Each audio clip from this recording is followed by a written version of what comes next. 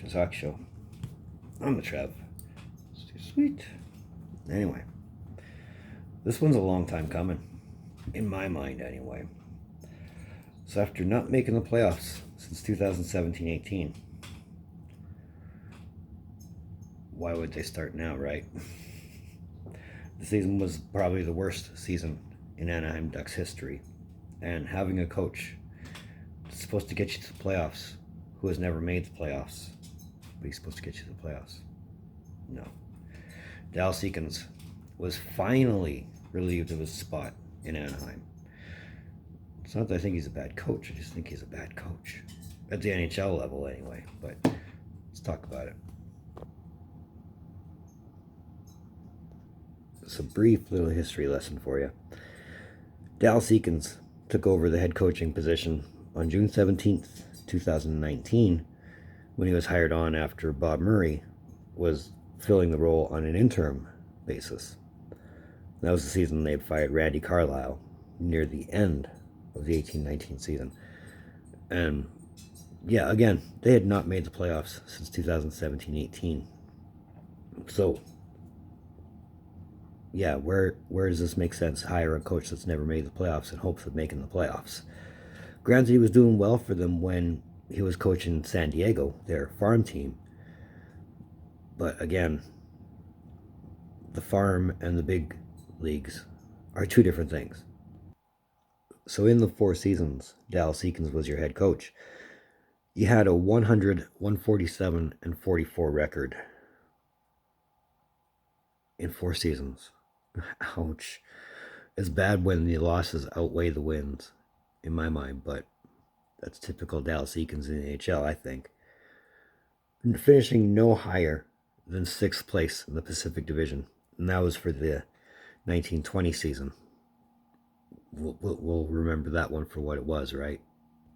But this season in particular, like I said at the beginning, probably the worst in Ducks history, finishing with a 23, 47, and 12 record, which is good for 32nd out of 32 teams in the NHL. This season in particular was bad. They finished the season with a team record, 13 straight losses, going 0-11 and 2. And it was to the point they didn't get their first win in regulation until they beat the New York Rangers on November 23rd by a 3-2 score. A month before you get your first win in regulation. That's just ouch. But it's not to say that it was all bad under Eakins, because if it weren't for him giving guys like Trevor Zegras the room and the ability to play, we would have never got stuff like this. I mean, really, you could take your pick. I mean, either one is good, and when he's not scoring them, he's trying to get them anyway. So, I mean, these are probably just the beginning of something. And the fact that this move is taking off in the NHL, I love that idea. Because a lot of guys are not only trying, but they're connecting, which is a great thing. Now, while no replacement has been named just yet, one would think that, his voice, the guy they bring in has a voice that can extend the locker room and get the point across that, to get to the playoffs, you need to win. And 100 wins in 4 seasons is... no, that's not good.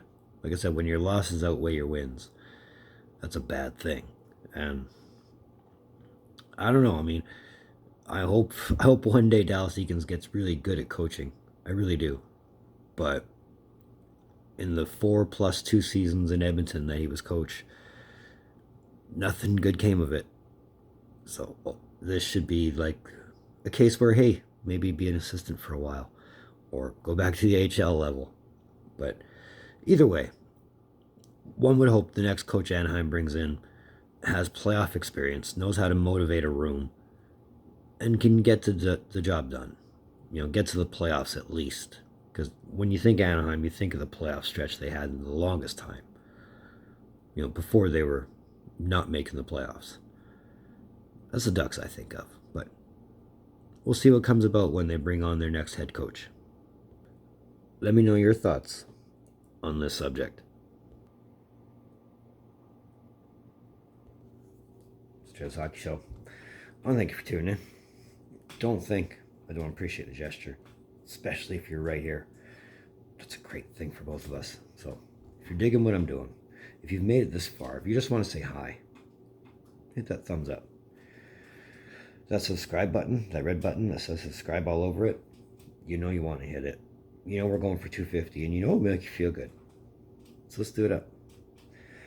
That social I never use, it's in the description down below. Let's move forward. This is video number 2, like I said, of hopefully 5.